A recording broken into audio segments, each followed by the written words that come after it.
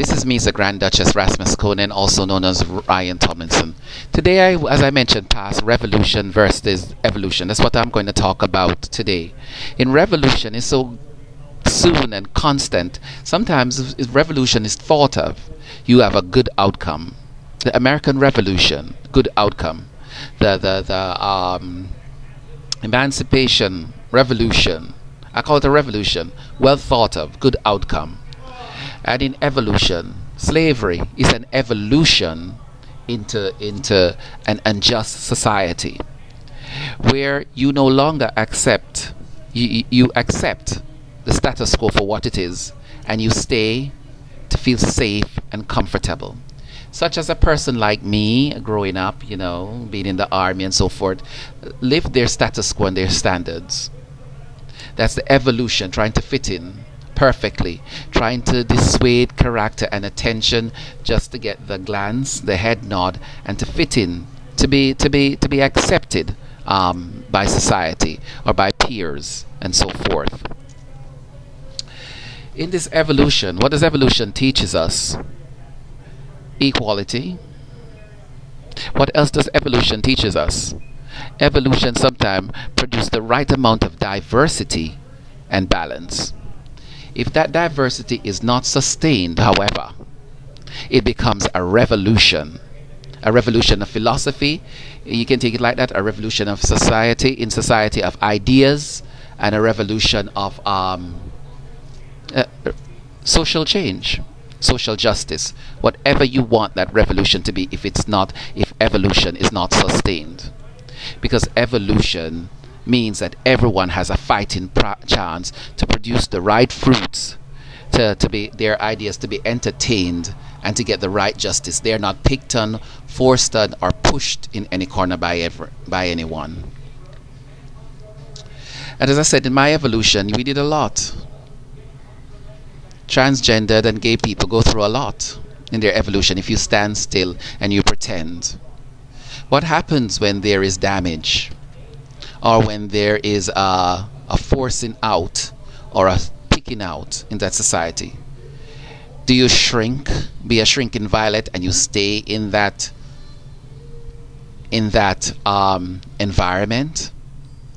Do you shrink to nothingness and just be parasited on and picked on and needed on? Or do you rise up above it, achieve, and move on? Such is revolution, and the revolution of myself. The emancipation of all that has been evolved and good and decent, and even the bad parts. Everything about self that has grown, that has taken hold, that has given you the self-confidence and the aspiration and the drive to succeed and to stand up in your detractors and your victimizers' face and said, you are wrong. Even if it's the government, you are wrong for spying on us, you are wrong for cheating us, you are wrong for robbing us of our civil liberties. That is what the revolution we're facing right now. They can no longer uphold the status quo. How did America evolve? First of all, they could not comprehend the Constitution. It was too long, too laborious, and too many articles. And Congress and the Senate and the presidency is probably guilty of this. They have so many lawyers who fail to interpret what it really is. And then to each other, it becomes a personal or a professional interpretation. Words have so many different meanings. So what was the price we paid? How did we evolve? After the Iraqi war, we started these Iraq wars in the Middle East. We came up with a Patriot Act. If we were dumb, we got dumber. So they said, simplified this, we don't understand the Constitution, because George Bush was not going to read it, and those around him did not feel necessary. They were too haughty, too proud, and not humble enough. So they came up with the Patriot Act. Let's victimize us. Let's go back to McCarthyism, which they must have planned it, they must have known. So we can victimize. We won't really pick on Chinese or Koreans or black people this time. But let's see, whoever doesn't sound or act like us or come from somewhere else, they become a target. henceforth the criminal behavior of the NSA, and so forth and so forth and so forth. The Patriot Act is nothing but, you know, we really don't understand the Constitution, but if they do this, we can throw them in jail. But they are safe. The Senate and whatever, they are safe, protected by it, but the people are not. So a person like me, you get damaged. What do? You stay as a shrinking violet in that society, or do you evolve again, or do you revolt and say, this is not my environment, let me speak out, let me stand up amongst the other flowers, let me shine and blossom also, let me find another plot where other people can come and diversity can exist, there can be another evolution. Because sometimes we get complacent in society with our philosophy, our ideas, and we exclude when we don't really know what we're doing, when we pick up a folder and continue somebody else's work. I thought of one thing: fruits of labor, evolution and revolution. And how it must affected. I took one example, a biblical example, and there was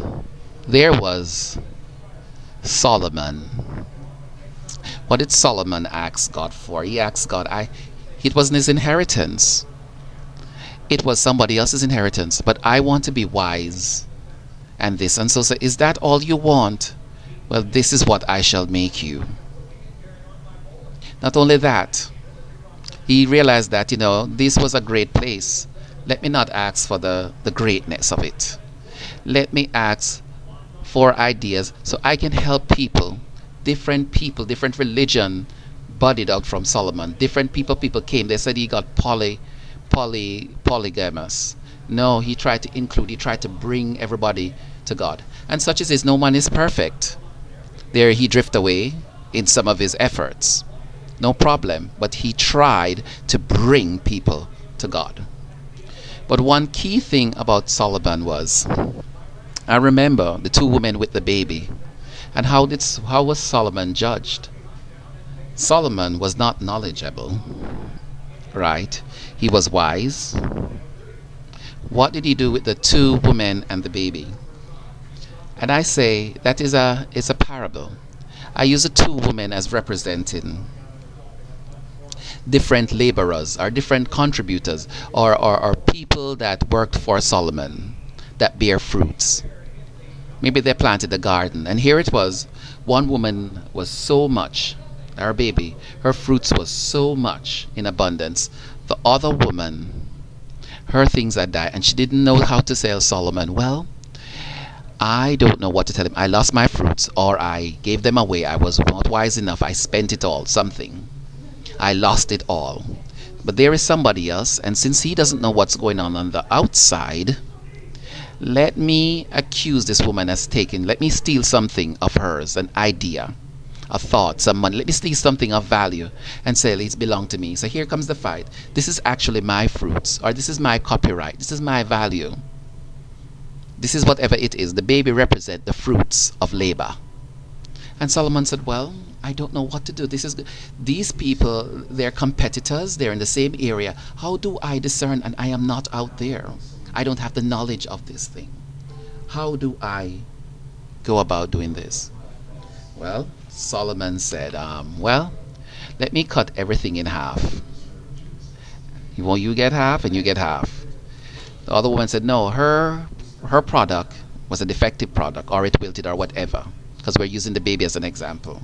So Solomon said, let's do it half and half. The other woman had so much pride and credibility in her work, in her goals, in her dream, and her aspiration that she decided, no, give it to her. I can work again to get another one.